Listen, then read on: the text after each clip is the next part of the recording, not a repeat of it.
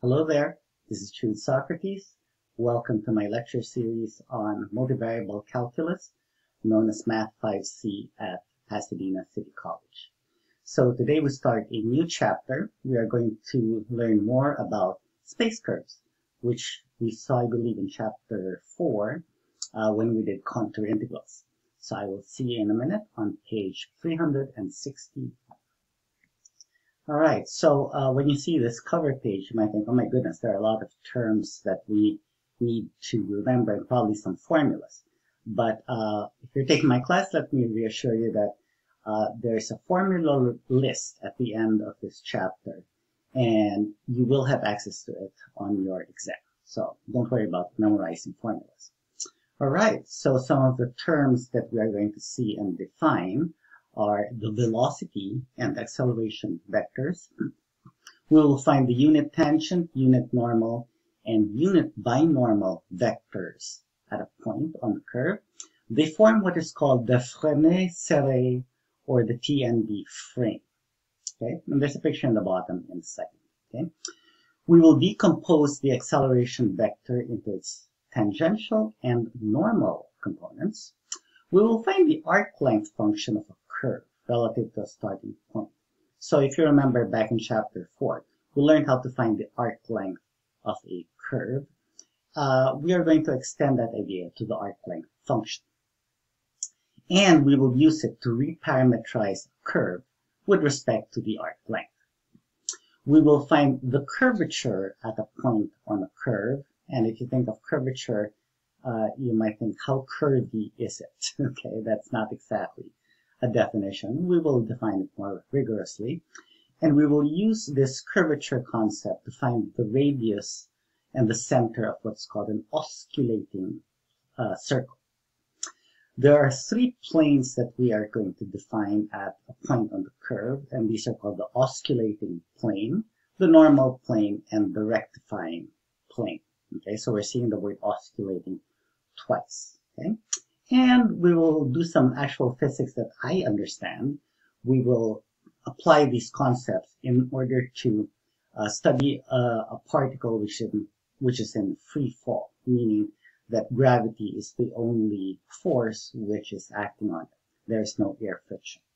So here are some pretty diagrams that we're going to see. In fact, these 4 diagrams are all related to one thing, and that's called Viviani's curve. All right, and in a few minutes, I will be introducing you to that. All right, so let's review some terms that we saw in chapter 4, and we're going to start extending our vocabulary. Okay, so we have a vector function, which we denote as r of t, and we're going to stick to 3 dimensions, because you can always go down to 2 dimensions just by ignoring the z of t. Okay, so r of t is x of t, y of t is z of t, and our parameter t is from some interval I, which could be all real numbers or just a closed interval, or maybe an infinite interval. Okay, t could denote time, but it could denote other things. We'll see in a minute for Viviani's curve that we like to think of an angle as a parameter. Okay, so these 3 components, these 3 variables rather, are the functions they denote are the components of our vector function. Okay, so the vector corresponds to a point. Just change the brackets to parentheses, and that is a point on the curve, which we can think of as the position of a particle which is moving on the curve. Okay, so if you plot all of these points, you get a space curve C, and we say that r of t parametrizes C. Okay, we like vector functions where the components are continuous, and even better if they are differentiable, right? So in that case, we saw the derivative function denoted r prime of t. So it's simply the vector function whose components are the derivatives of the original components of r. Okay, so you can think of that as a limiting process. Limit as delta t approaches 0 of r of t plus delta t minus r of t all over delta t. And I hope you remember this diagram. where we have r of t, and then we move a little bit by a difference of delta t. Okay, so your vector changes by just a little bit, and so the difference is this orange vector, pumpkin maybe, and when you divide by h, or delta t, it's just going to get longer because delta t is approaching 0. Okay, so remember that r prime of t denotes the tangent vector to the curve at the point r of t. Okay, so if you zoom in on this point, the tangent vector is going to look pretty much like the curve at that point. So because r of t denotes position, we can also think of r prime of t as velocity, the velocity vector. Right? So if we take the magnitude of the velocity vector, we get what's called the speed function. Okay, so our notation, v of t is the same as r prime of t, and v of t without the arrow on top, check it out, is the magnitude of r prime of t, or the magnitude of v of t. So in chapter 6, when we created our contour integrals, remember for work, we defined what's called the unit tangent vector. Oh, I'm sorry, not in chapter 4, but rather in chapter 6 when we did Green's theorem. Okay, so we took the tangent vector and we divided it by its length. Okay, or another way to think about it is take the velocity and divide by the speed. Okay, and we get the unit tangent vector. So as you move around the curve, it gives you the direction of motion. Okay, so you might think, aren't velocity and speed the same thing? No, velocity is a vector and speed is a scalar. Okay, so if the velocity is again differentiable, then we can take the derivative of the velocity. So we are going to get the second derivative of the position. So that is called the acceleration vector of our particle, and its magnitude is called the acceleration function. Okay, so the acceleration tells you how fast is your velocity changing. So if you like cars, like I do, the acceleration tells it's often measured, for example, how fast can you go from 0 to 60 miles per hour. Okay, a really fast car could get there in 4 or 5 seconds. Drive safely. Okay, so the change in speed from 0 to 60 miles per hour divided by 4 or 5 seconds, that tells you your acceleration. The unit would be in distance per second squared. Okay, and there are some space curves which are special. They can lie on a plane, such as the xy plane. Easiest thing to do, just zero out the z-coordinate. But by zeroing out any of the coordinates or setting them to a constant, you get another example of a plane curve. So in chapter 4, we saw some examples where we took a cylinder and we sliced with the plane. Can you find the equation of the ellipse, perhaps? That you produce. Okay, so maybe let's just review one of the curves that we've seen, the standard helix. So the position is cosine, sine, and t. T can be any real number. And since cosine squared to sine squared is 1, our helix lies on a cylinder whose axis is around the z-axis. Okay, so the front view and the side view of our helix just look like a trigonometric function because those are just the cosine or the sine. Okay, the velocity of our helix, well, we have cosine, sine, and t, so the derivative of cosine is minus sine, the derivative of sine is cosine, the derivative of t is just 1. Okay, so that is our velocity. Our speed, take the magnitude, sine squared plus cosine squared 1 plus another 1 gives you 2, so you get a square root of 2. Unit tangent vector, take the velocity, divide it by the speed, square root of 2. So you have this vector. Okay, not much we can do to simplify it. You can move the square root inside, of course. Okay, Take one more derivative, so second derivative of r, minus sign turns into minus cosine, cosine turns into minus sine, 1 turns into 0. Constant just disappeared. Okay? The acceleration is cosine squared plus sine squared square root, so the acceleration function is just a constant at 1. Okay? So we draw here the tangent vector, the velocity vector at, we chose the point pi over 2, and the acceleration vector also at that same point. Okay, let's take the simplest kind of space curve. What if we just have a line? Okay, so remember that we can fix a point and a direction vector to create a line. Okay, we've seen this standard parametrization before. So the derivative, r prime of t, is just a, b, c. What could be more simple? So it's just the direction vector of our line. Okay? So because that's a constant, the speed is also constant. The acceleration is the derivative of the velocity, and since those are all constants, your acceleration is just 0. Okay, so that means that your particle, if you're moving along this line with this standard parametrization, you're moving with a constant speed. You are neither accelerating nor decelerating. Okay, so before we look at these properties, let's go look at a new example. Let's go to our room.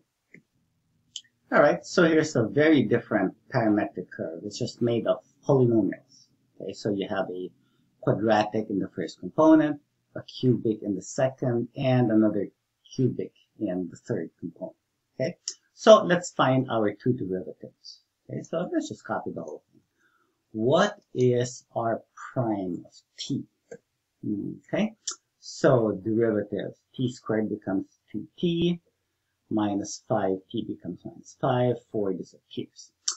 2t cubed, that becomes 6t squared, minus 2t, yes, t squared becomes 2t, 7 disappears, minus t cubed minus 3t squared plus 12t, and that becomes 4, minus 3 disappears.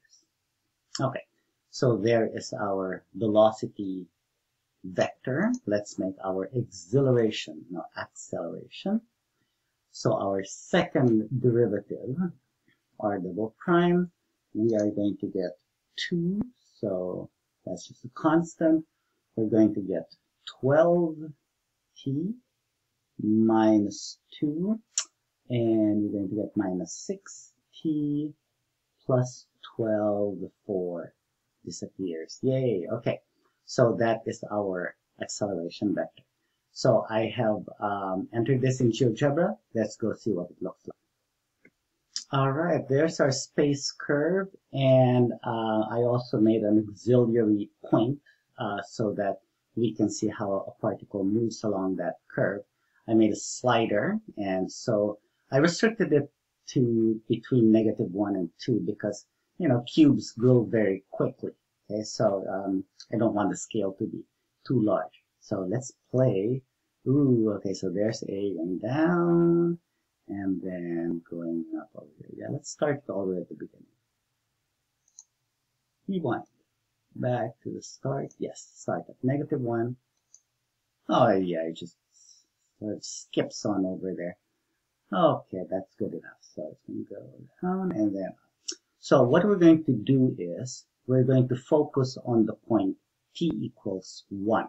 Okay, we're going to compute our velocity and our acceleration there, and then we're going to draw the vectors. Okay. Okay, so here is our velocity, and we want to plug in t equals 1. Okay. What are we going to get? So we'll get 2 minus 5 and 6 minus 2 and -3 plus 12 plus 4. Okay, so the position of our particle in space will be -3.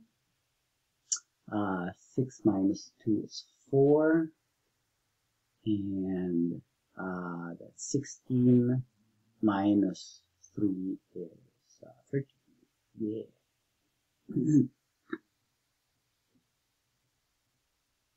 Okay, so that is our velocity vector. I may have said position.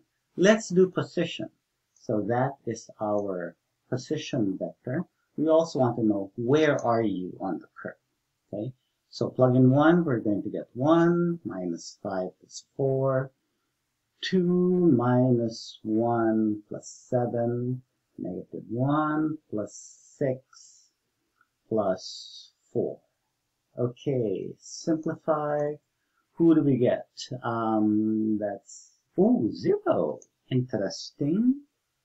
So we are on the YZ plane. 9 minus 1, we get 8. And what do we get? 10 minus 4, we get 6. Okay, so that is where we are. Okay, this is our velocity. The magnitude of that is our speed. Okay, so magnitude bars. The magnitude of r prime of 1 is the square root. Okay, so we get 9 plus 16, 25, and 13 squared, 169. So that does not simplify very much, or at all. Okay, so that's fine. And what is our acceleration at 1? So we will plug in 1, and we will get minus 2 minus 6 plus 12. So we are going to get 12 minus 2, 10. Negative 6 plus 12, positive 6. Okay, so that is our acceleration. So we're going to go back to GeoGebra and we're going to plot these two vectors. Alright, so I fixed t to be equal to 1, so there is our point. That should be 0, 8, 6, x is 0, y is 8, v is 6. That looks correct. Oh yeah, there it is, 0, 8, 6. And we have two vectors to plot. So we're going to root it at that point. So we use vectors starting at A and ending at A plus. The vector is negative 3, 4, 13. That is our velocity vector. Ooh, there it is. So you see how it definitely looks like a tangent vector. Why am I in the way? Okay, so there you go. It looks like it's tangent to our curve and our acceleration vector. So that will be vector, again, A plus. And the acceleration is 2, 10, 6. Okay, there's the acceleration. Okay, so we're going to learn in just a few short pages that the acceleration always turns into the curve. Okay, so if you are turning this way, your acceleration should be pointing towards your curve, never pointing outwards.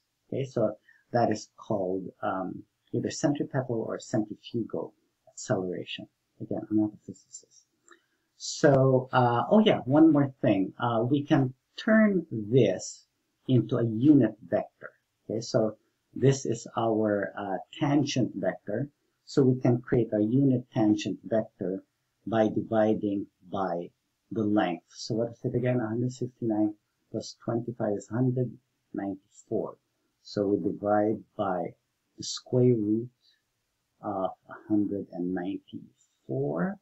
And, okay, so can you see it? Yeah, it shrank down. I shrank it. And yes, we have to zoom in to see that there you go. That is a very short unit vector.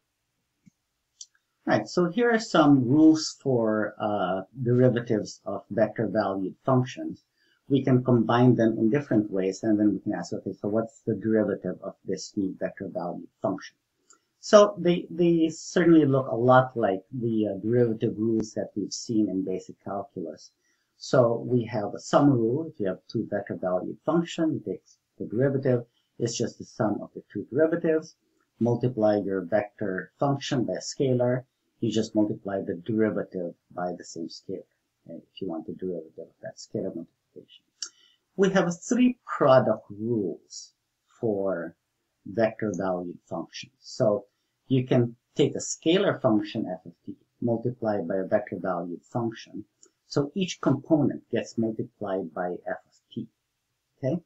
When you take the derivative of that, it's the same as taking the derivative of f multiplying by r, and then taking the derivative of r multiplying by f. Doesn't that look just like f prime g plus g prime f?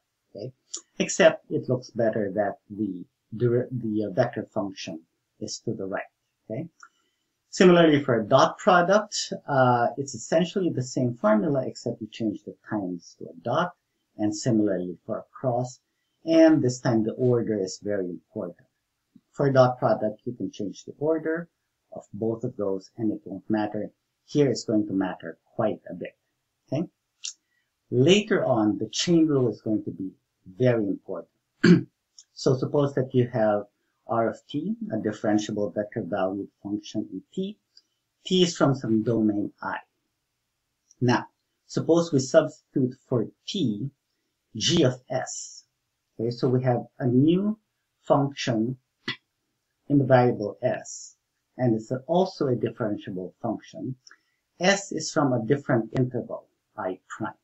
Okay, and the range of g is inside s. Okay, so in other words, it is inside I. So in other words, if you plug in any s into g, where s is from I prime, what you get is from I. Okay? So from that, we can plug in g of s into t. So we will give that composition a name. We will call it p of s. So p of s is r of g of s. Okay? In that case, p of s will be a differentiable vector valued function in S, and the domain will be I prime, and the derivative, p of s, is just like the chain rule, but we're making it very explicit. Take the derivative of r of t, and then for t you plug in g of s. Okay, so t disappears and s appears. Okay, so that is in S, this is also in S. Okay? Multiply by the inner function, g of s, its derivative. Okay, so you take g prime of s, which is also a function in S. Okay? So this product is a function, a vector function in S. Alright, so one of the consequences of the formulas that we just saw, which you will prove in your homework, is that if you have a differentiable vector function and its magnitude is constant, okay? So that means that your curve lies on a sphere, okay? Because a sphere has constant radius, its distance from the origin is always the same. The velocity in this case, the velocity vector, is always orthogonal to the position vector, okay? So, why is this true? We're given that the magnitude of r of t is a constant k. So when you square it, you just get k squared. It's still a constant, okay? But remember, when you take the magnitude of a vector and square it, it's the same as if you take the dot product of the vector with itself. Okay, so the last time we saw this was probably in chapter 1, so you may have forgotten it. Okay? So in other words, r of t dotted with itself is k squared. Okay? But now we have a product rule for dot products. Okay? And it says that the derivative of this dot product is r prime of t dot with r of t plus r of t dotted with r prime of t. Okay? But the derivative of k squared is 0. K is constant. Okay? Wait a minute, these two are exactly the same because the dot product is commutative. Okay? So therefore, this tells us that r of t is orthogonal to r prime of t. The position is orthogonal to the velocity. Okay, I could be wrong, but if I'm not mistaken, this is the first time you're seeing this. Okay? But again, I could be wrong. This is called Viviani's curve, and we're going to follow it throughout this chapter. Okay, we get it by finding the intersection of a sphere of radius a centered at the origin. So here's its standard equation with a cylinder, which passes through the origin, but is also tangent to the sphere at the edge. Okay, and let's make that edge on the x-axis at a 0, 0.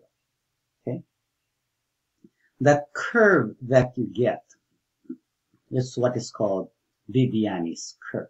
Okay, and it's named after a male mathematician, Vincenzo Viviani. You know, Viviani sounds feminine, but that is his last name. Okay, so here are three perspectives of Viviani's curve. That will be the front view, the side view, and the top view. So let's go to GeoGebra and let's see it in 3D. Here you go. There is Viviani's curve. Okay, so we have that golden sphere and we have that cylinder. Okay, so there is our intersection. Okay, so we can hide the surface. There you go. And we can hide the sphere, which is over. Are you the one? Yes, you're the one. Okay, so there is Viviani's curve. Okay, so the front view looks like an infinity. The side view almost looks like a half parabola. Okay, but a part of a parabola. I don't think it is though. And the top view is of course a circle because we cut the curve using that cylinder. Okay, so the way to create a parametrization for that curve is to think of it in terms of polar coordinates. Okay, so this is the equation of the cylinder, and we have seen this, okay, when we did cylindrical coordinates. That's just r squared, and x is r cosine theta, so divide out the r. R is a times cosine theta. Okay, so now we have an equation for that circle, but remember that the domain is just from 0 to pi. If you go past pi, you're going to start drawing it all over again. Okay? But we actually need that in just a little bit. Okay? And you're going to see why. So by converting r and theta to x and y, okay, you get x is r cosine, y is r sine. We get the x and y coordinates for Viviani's curve. So all we're missing is the z. Okay? Wow. Easier said than done. We get z, of course, by going to the sphere. Okay, we know x and y. So for the sphere, oh, wait a minute. There's a point above and there's a point below. Ooh, we're going to need 2 points. Okay, well, one thing at a time. So that's the sphere. So solve for z, you need a squared minus x squared minus y squared. Take the square root. Okay. So let's do the algebra. Here we go. We're going to need both the plus and the minus though. Okay, so we're going to deal with that in a little bit. Okay, so square, square, what's going to happen? Factor out the a squared, factor out a cosine squared from these two, and you're going to get 1 over there. 1 minus cosine squared is sine squared. Square root of sine squared is absolute value of sine theta, but we've done this before. Theta is from 0 to pi, so sine theta is positive. So we don't need no absolute values right there. Okay, but this is where the domain becomes really important. Okay, if you only go from 0 to pi, then sine is only going to be positive. Okay, so you're getting the upper half of Viviani's curve. Okay, so what about the lower half? Keep going. If you go from pi to 2 pi, now sine of theta is going to be negative, which is exactly what we're going to need. Okay, so yeah, we don't put the plus or minus, we just put 8 times sine theta, because now we know if theta is from 0 to 2 pi, sine of theta will become negative eventually between pi and 2 pi. Okay, so we introduced this example because we wanted an example of a curve which lived on a sphere. Okay, and here is one, because we took the sphere, we took a cookie cutter in the form of that cylinder, we cut it through the sphere. Okay, so we can check that the magnitude of the position is a constant. And yes, it is a squared. The magnitude squared is a squared because it's on the sphere. Okay, so let's check that the velocity is orthogonal to the position. Okay, so that is our position. Take the velocity, power rule, chain rule, so that becomes 2 cosine theta negative sine theta. There it is, 2 cosine theta negative sine theta. That's a product rule. So we're going to get cosine theta times cosine theta plus sine theta times negative sine theta with the a. Okay. And sine theta becomes cosine theta. There you go. And take the dot product, take the velocity, dot it with the position. Let me scoot out of the way here. So multiply the pairs together. And at the end of the day, of course, we are going to get 0. Okay?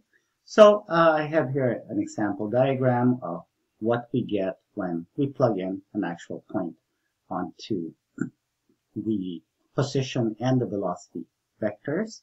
And yes, we can see the diagram suggests that the position and the velocity vectors are orthogonal to each other. Okay, so that is our vector. I keep saying that. That's our video for today. So next time we're going to construct the Fresnel-Serre plane. We're going to frame rather. We're going to construct two other unit vectors to the point on the curve. We already have the unit tangent vector. We're going to create the unit normal and the unit binormal vectors, and we're going to decompose the acceleration vector. So until our next video, I'll see you real soon. Bye.